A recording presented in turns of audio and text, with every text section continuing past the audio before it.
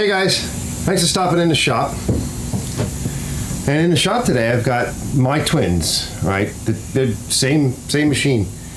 This one I bought originally. It was like $1,000, and I've had it for a long time. And this one I got, maybe 2 years ago, part of a trade, HRX 217, next site body.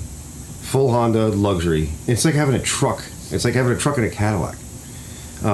I have the opportunity to use a lot of machines, and I'll like put together a really nice machine for sale, and I'll go out and I'll start cutting lawn, test it out, whatever, and I'll get like 10 feet, and then I'm like, let me go get my Honda. Seriously. They need a little work. This one just needs, I broke the plastic over here. I want to maybe change the oil. I don't know if that's any good. I want to go over a couple of things, make sure it's up to snuff. I think I have a loose wheel on this one. These are not as loose, but this one is, and I don't know why it's so loose. Maybe it's starting to go. This one here, I want to modify. Right, this is essentially an alternator, right? And I believe it already has a diode in it, so it should put out DC volts. And this should go right on. All right, I think I'm going to do it on this machine. And it will provide power to the battery pack over here. Now, as you'll see in a little bit, right, these batteries, they have this really cheesy connector on them that's really hard to deal with. You got to plug a wall wart in, and you got to wait a day or more. And even then, sometimes you got to put like a car charger on it and cook the battery. And I've tried things like replacing the starters and stuff. No, it's the battery. It's not very good.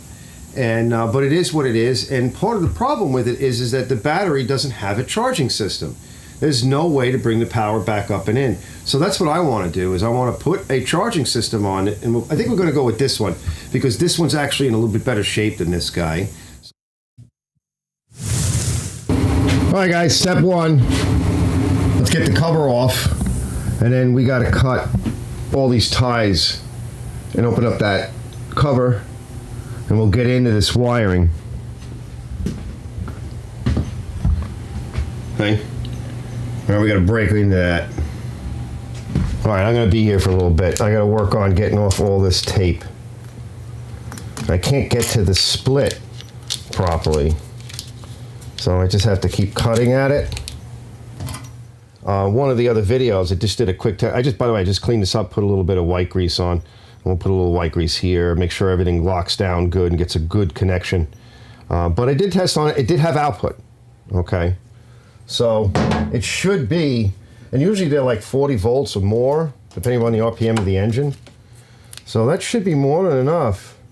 It's frustrating, right, this part, right? So if you think too far ahead when you're doing something like this, you're gonna be like, it's just such an annoying, tedious thing. If you think too far ahead, you're gonna be like, I don't want to do it, right? And you're gonna rig it up really cheesy. And then if you like it and it's working, it's gonna be so cheesy that something's gonna hit it or pull it or grab it, and it's gonna break it. And then you're gonna be like, why didn't I finish it properly? So yeah, one step at a time. Let's work on the coil. So I'm just gonna pull this off. Well, I actually need to be cleaned a little bit. Getting a little rusty. This motor needs to be cleaned. As you can see, I mean, it's not too bad, but we'll get this guy out. Okay. Now, let's just do a couple of things. Now, while I'm here, I'm just going to buzz off the maggots.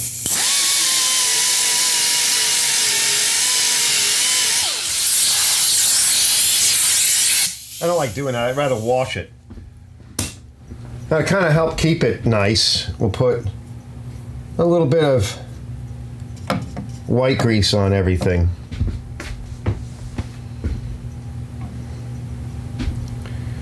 All right, so on this model, the other model, the wire is up at the top, and I think it's the same for this. It doesn't say, so I don't see why it would be any different. Let's see if we can use all the existing hardware, and we'll find out what's going on.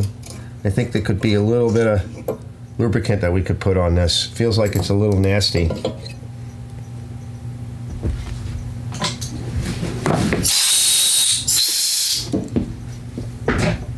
A little white grease on the hardware.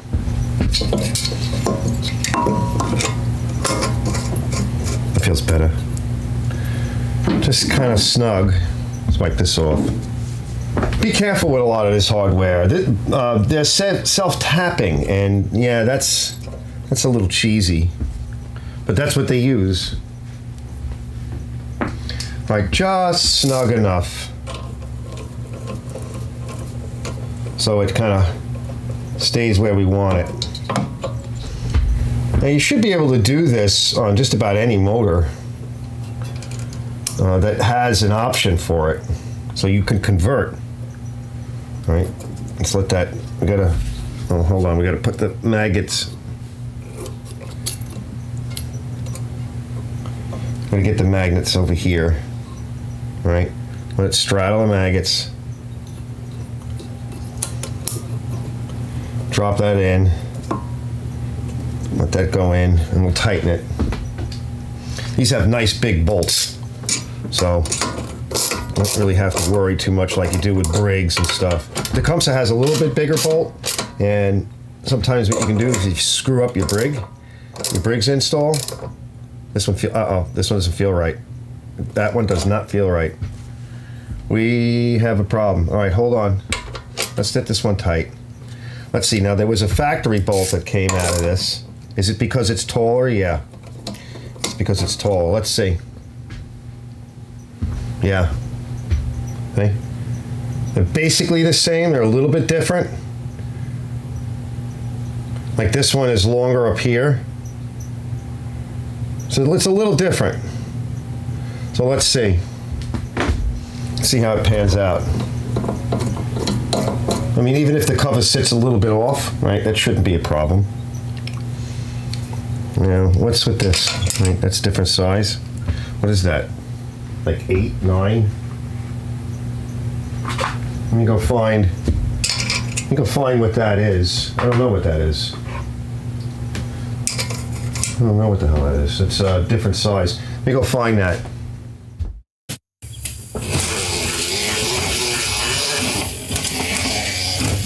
All right, I got it. So what it does is you remove one of these bushings, and we're good. Okay. So now let me get out a wire. And what I'm going to do is I'm going to connect the wire here. I'll put a blade connector on, and I'm going to find a path that comes in and picks up and takes me all the way up to the top, and I want to tap into the fuse system. We're going to add a fuse. The fuse for this, as I'll show you in a minute, is 40 amps.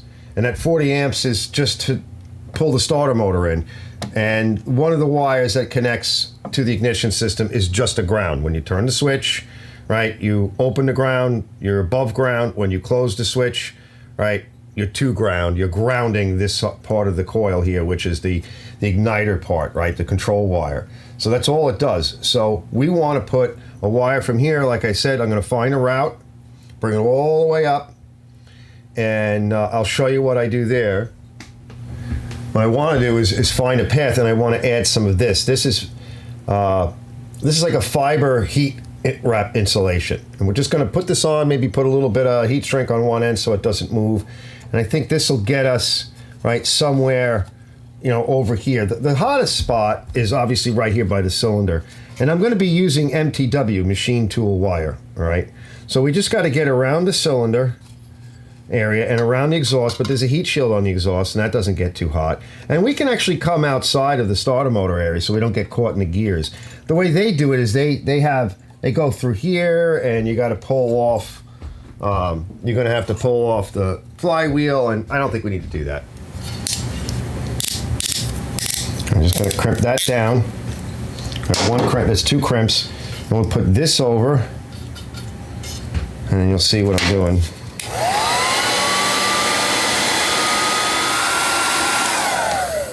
And it'll lock in more too. And we want to kind of put something to lock this in over here. So I'm thinking we could go like this, right? And that'll tie everything much out of the way. I'm just going to add this piece on. I could have made it longer, but I just want to seal the end of that nice, because I don't have a lot of that. So we just need enough, like fiberglass insulation.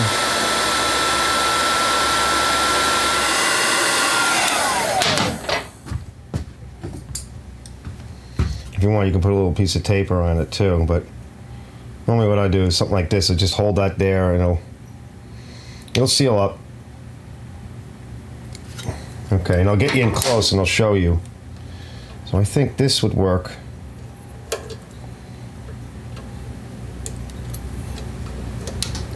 Yeah, it goes on nice. Yeah, that's very much out of the way. Let me get you in close, because I can't take the starter all the way out, but I was able to pull it enough out of the way. And again, this is MTW wire. It's machine tool wire, so it's made for this. Let me get you in close. I'll just sneak you in there so you can peek at it.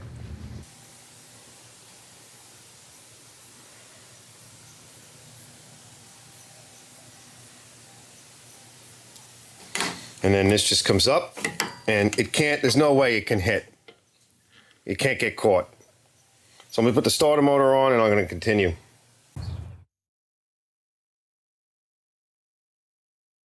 All right, I'm done here for now. I started my first run of tape. I want to get my length. I've got it up in here, and it's laying over there. Let's move everything around now, and we'll set up the camera, and I'll show you how I'm gonna tie into the battery.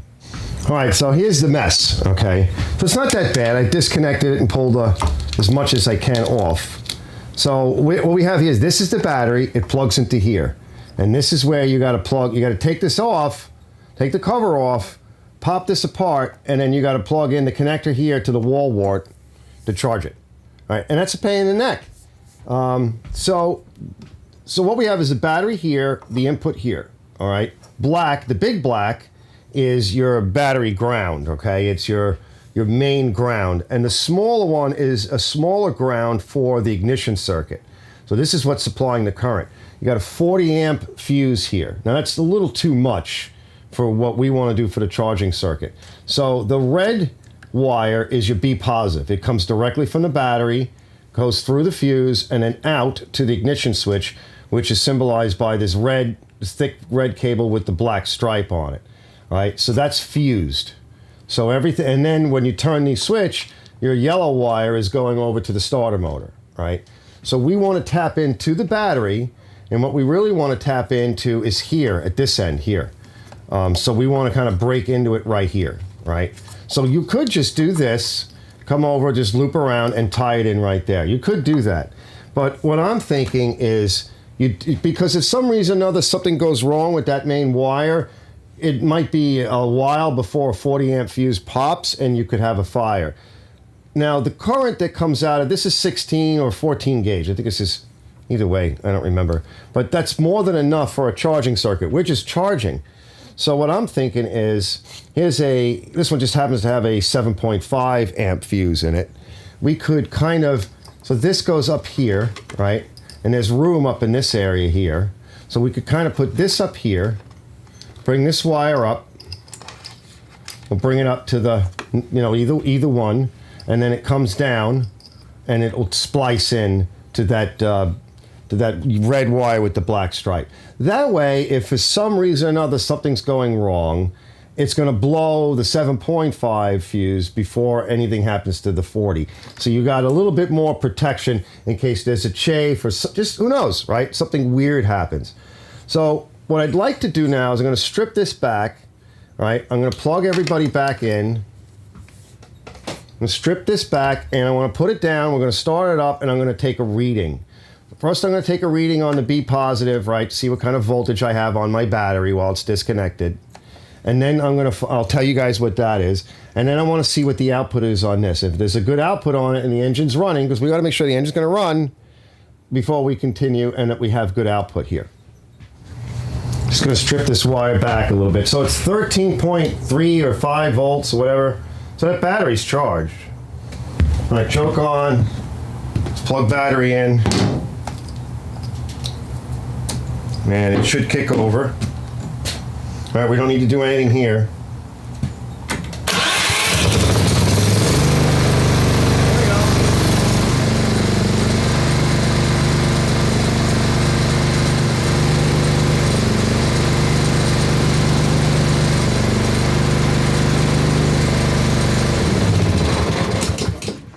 Not too bad, guys.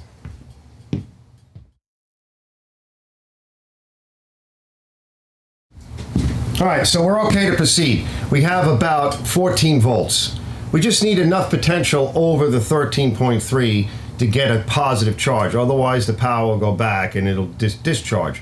And one of my concerns is that I'd like to take a reading with my ohm meter and see, is there any connection between this and the ground? I couldn't get a good ground. I could have come over here and pulled the ground, but the better the ground, right, the more you see. Now, why does it go all over the place?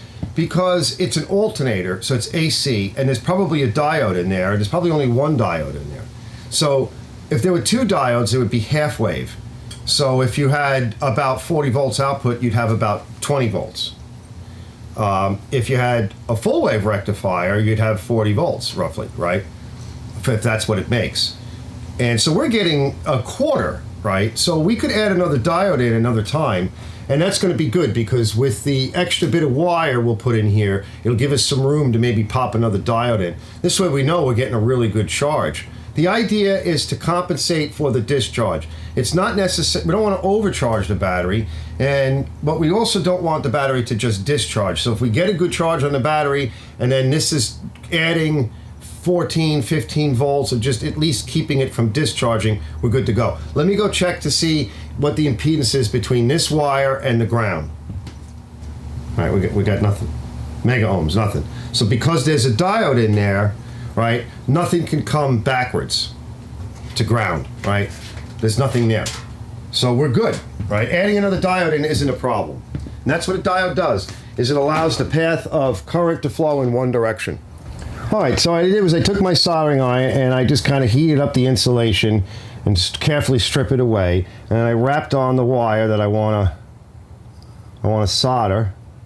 And I get we want some nice acid here on that, soldering acid.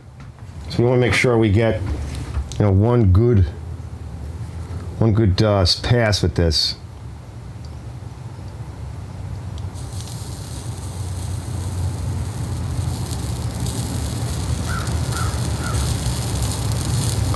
Just let that acid heat up. It's pulling it in.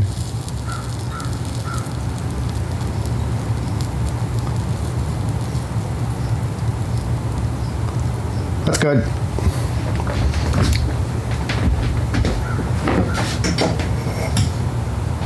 Let that cool, and then I have my soldering sponge. We'll wipe it and we'll tape it. Yeah, that's good. That's beauteous. So we created a nice tap here, a nice lug. We'll tape that and we'll tape this up. And once that's in, now we'll be able to put this up and out of the way, and then we'll terminate the last wire in a little bit. And I'll put everything back and we'll see what happens. All right, I just want to do a quick test. I'm going to turn the engine on, and I put a diode in line here with a jumper, and I just want to see what that diode does. So let's see. Shouldn't have any issues. Uh-oh. That's what it does. Okay. Now it won't start.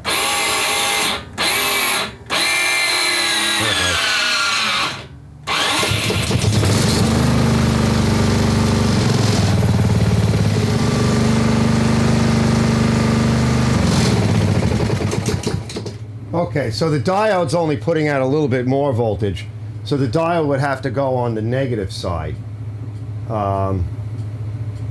And we can't really do that, but it does smooth it out a little bit, so we're going to put the diode in.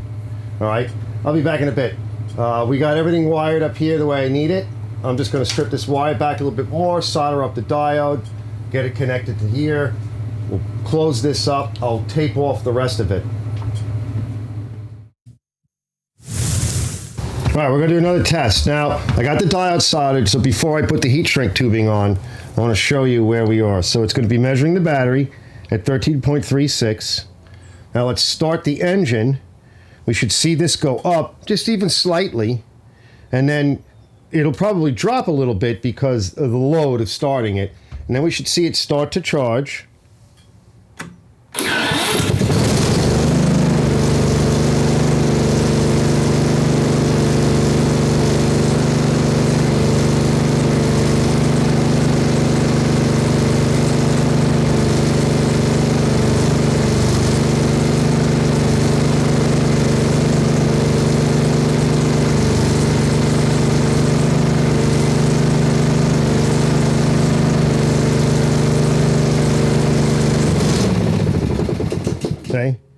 See, and now it's coming down again. So we're good to go, right? It's working. It's not going to overcharge the battery. It might help to keep it from discharging, right, every time I start it.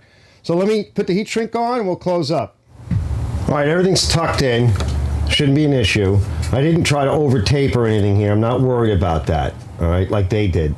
I'm just going to start taping back down this way. That way I can put this in where it goes like that, right? Everything is where it needs to be. We'll put the cover on. Make sure the cover snaps.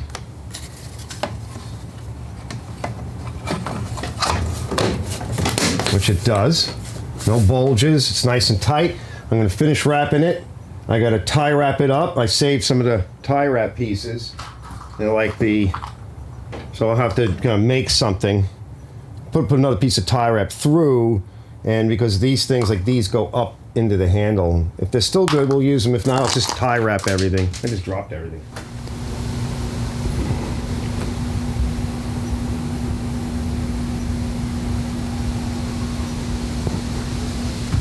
I just reuse these and cut the excess tie wrap off and put a fresh tie wrap through the lock section.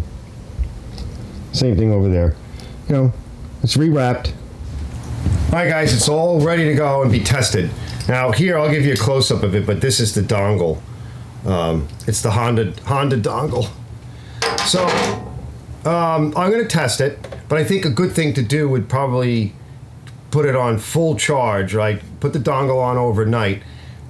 It's getting a little late. It's getting close to 2, so I only have about 2 hours to go outside and do some what I wanted to do in the yard. And it doesn't entail cutting the lawn just yet.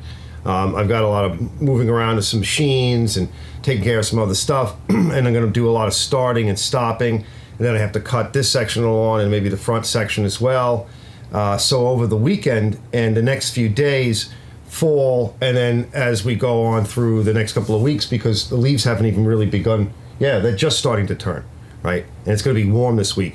So the test is a bit of a long-term test, but I just showed you that we do have a charge.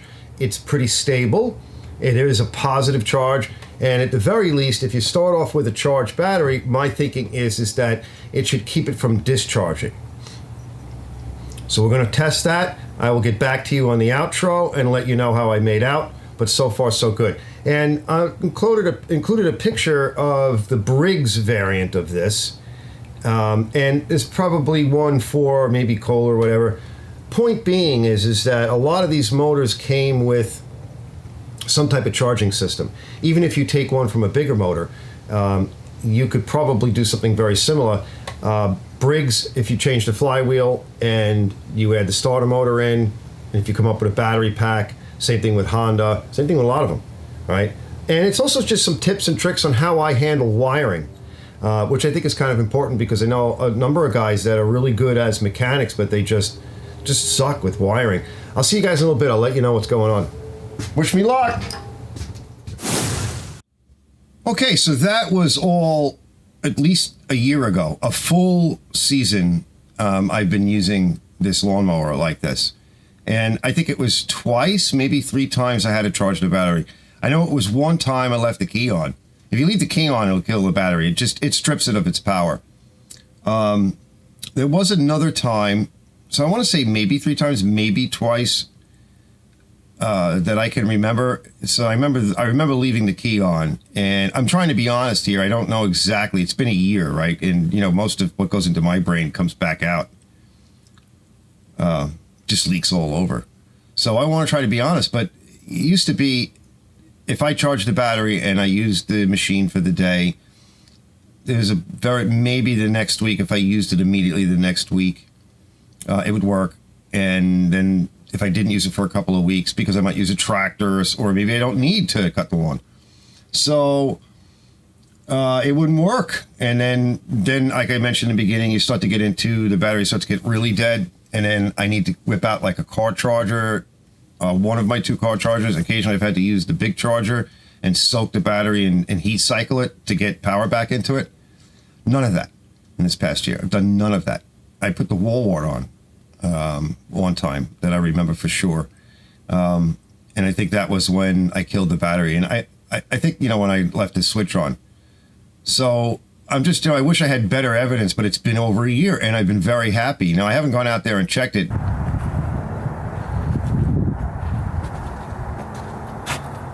Oh, let's just see.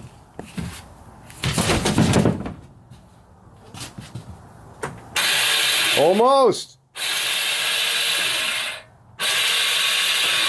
Not quite enough power. And it's cold out. See, look, it's winter. The lawn is at the end of February. Well, actually, no, it's March. But normally what I would do is, I think, you know, I'll go bring it in when I'm ready to use it, and I'll throw it on charge overnight. The manual says no more than 10 hours. When I talked to the guy that I bought it from originally many years ago, he says, no, you're going to need to leave it on like 24 hours or overnight. He's like, 10 hours isn't enough because the little wall wart doesn't put enough into it. And you suck the battery down so dry from starting it. If I were to constantly shut it on and off for these like little quick cuts, I think that was when it just didn't want to start right up and I had to pull the cord. But keep in mind, though, that you can idle this. This has an idle on it. It actually has an idle, has a throttle, right? Those two controls on the left-hand side. One is for ground speed that you can set, and the other one is for RPM that you can set, and it will hold it. So you can kick it down a little bit, and it will still charge. Not as much, but you don't have to start it again and shut the engine off. There's a blade clutch on this machine, so when you let go of the handles, the blade stops completely, immediately. It's underneath. It's a really nice clutch system. Actually be a good clutch system to steal for a mini bike. Seriously. It would be heavy, but it would be maybe like not so much a mini bike, but maybe like a go-kart. It's a very good engagement mechanism. It's a thought, you fellas. Arch, when are you going to do that? I don't know, fellas. I'm so busy trying to earn a living. You know how it is. You know, there's never any time for the stuff that we want to do. I'd say this is very successful. I'm very happy. I'm so glad I did it. You can get, as I mentioned, you can get these parts. I came across them. Where exactly? I don't know. Because, I part millions of machines, and a lot of them wind out outside in the garden.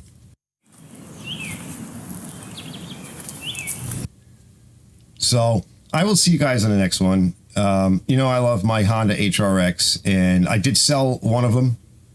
The one that I originally bought, and I got good money for it. I sold it to a sheriff around the corner, a young fella. And he was very happy. It looked really mint when I got it. We will get to that machine too. Stay tuned for that. I will go over that machine and make it all pretty and nice. And because they're worth money. They're really good machines. Honda's not making them anymore. That's another story. I'll see you guys on the next one. And thanks for watching this episode of Arch's Garage. I'll see you later.